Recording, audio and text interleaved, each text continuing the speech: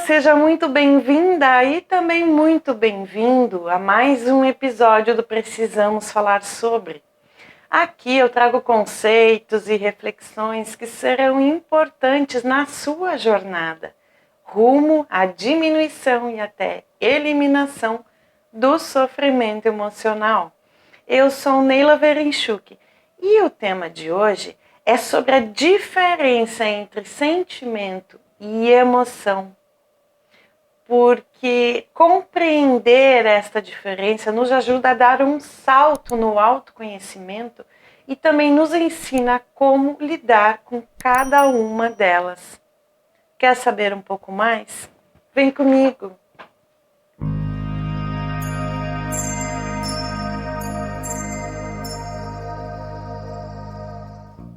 Geralmente, as pessoas acreditam que sentimento e emoção são a mesma coisa, algo como sinônimos.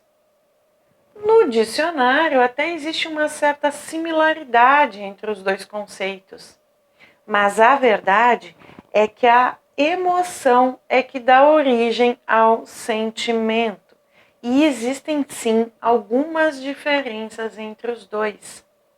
Vamos começar então pelas emoções. A emoção, ela é uma reação imediata a um estímulo. É algo que mexe com você e que não tem nada a ver com o que passa na sua mente.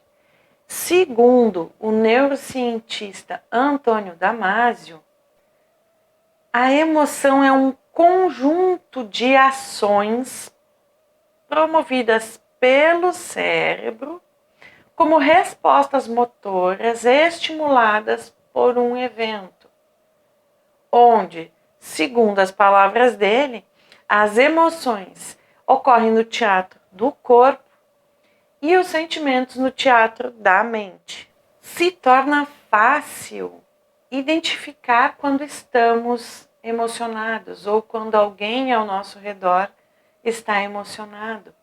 Isso porque a emoção ela pode causar reações físicas, tais como o choro, o suor e até mesmo dores inexplicáveis.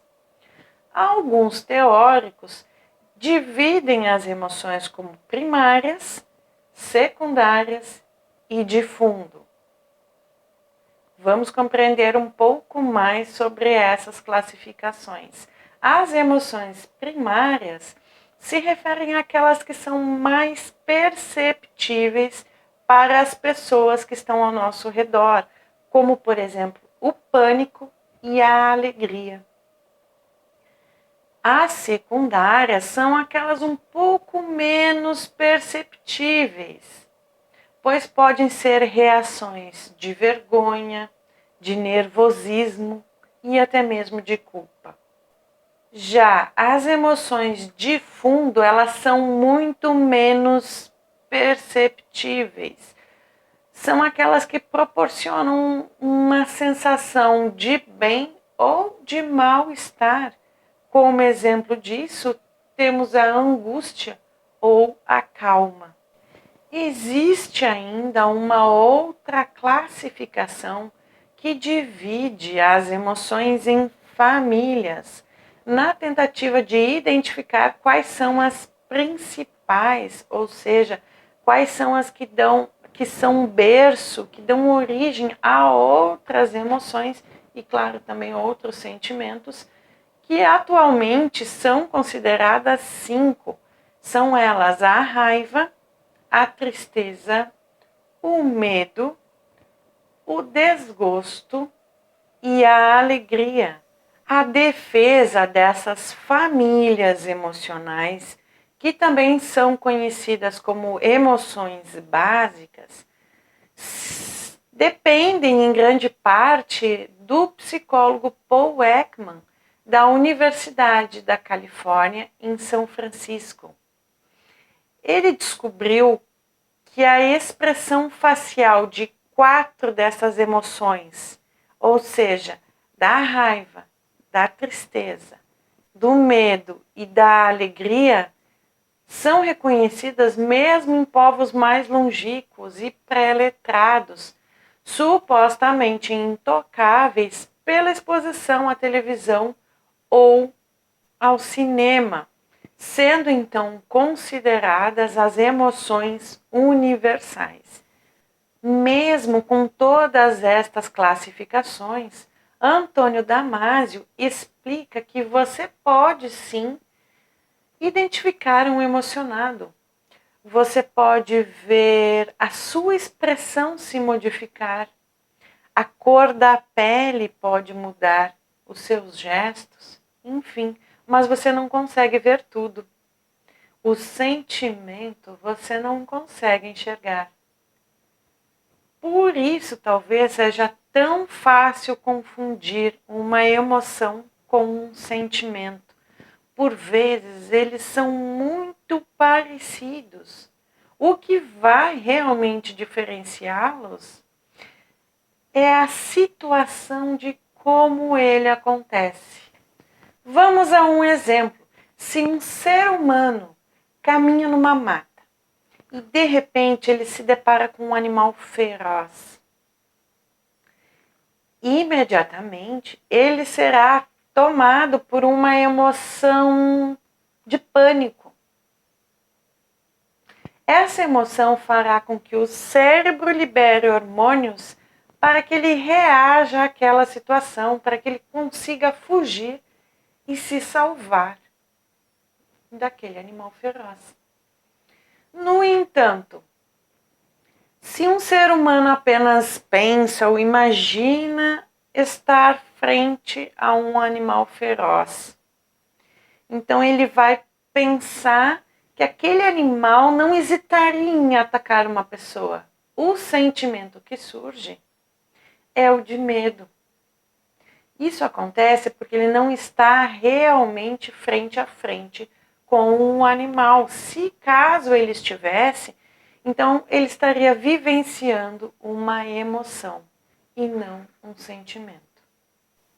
A distância que separa a emoção do sentimento é muito pequena.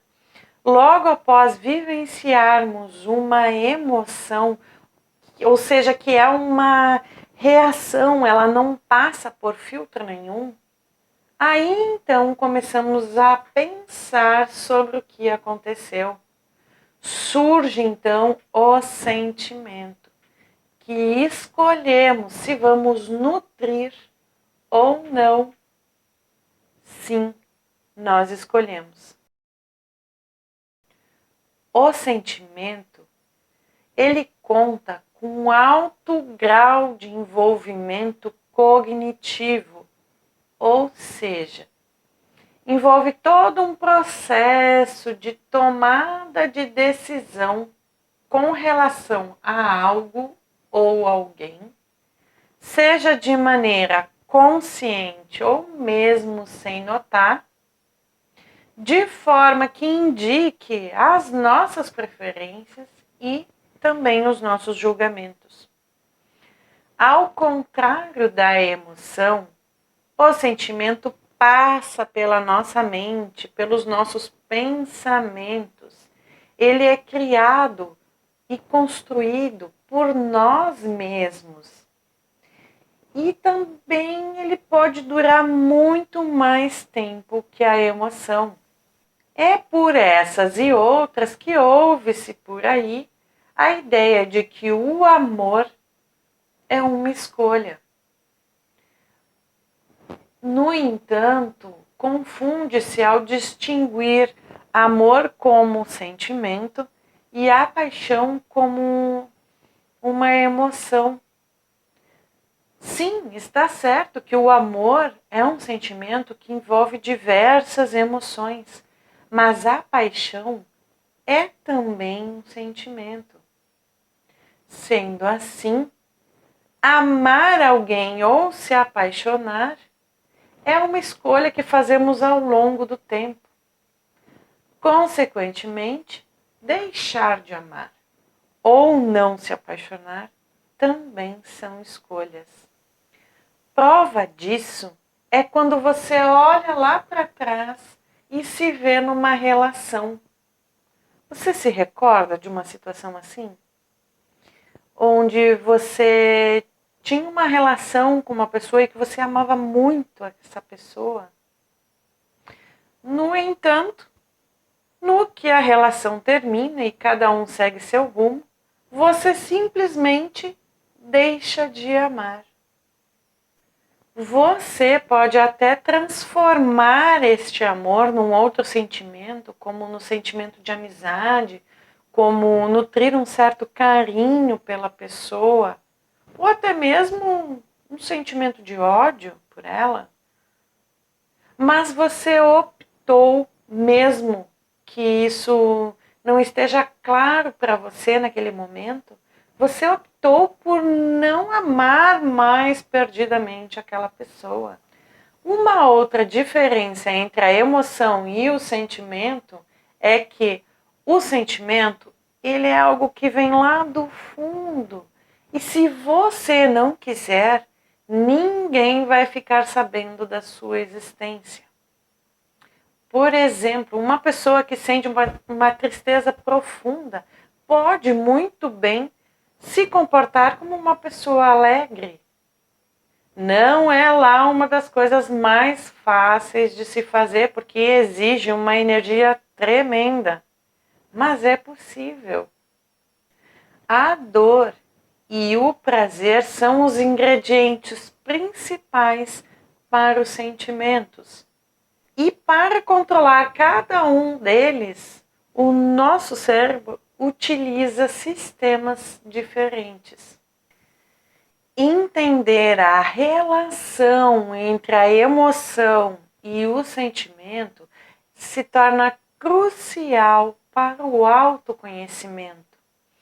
Isso porque o sentimento é algo profundo e pode ser disfarçado pela pessoa.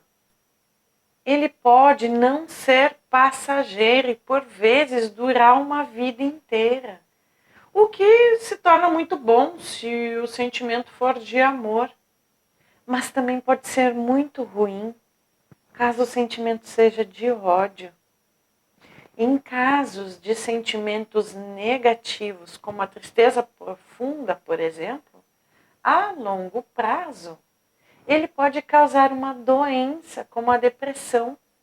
Além disso, a causa do sentimento negativo pode não ser clara para a pessoa que precisa lidar com ele, o que gera ainda mais angústia e mais sofrimento. Eu, particularmente, não gosto de classificar tudo entre positivo e negativo. Mas o sentimento negativo aqui pode ser entendido como qualquer sentimento que cause dano ao cotidiano da pessoa, que seja pesado de carregar e que cause dor.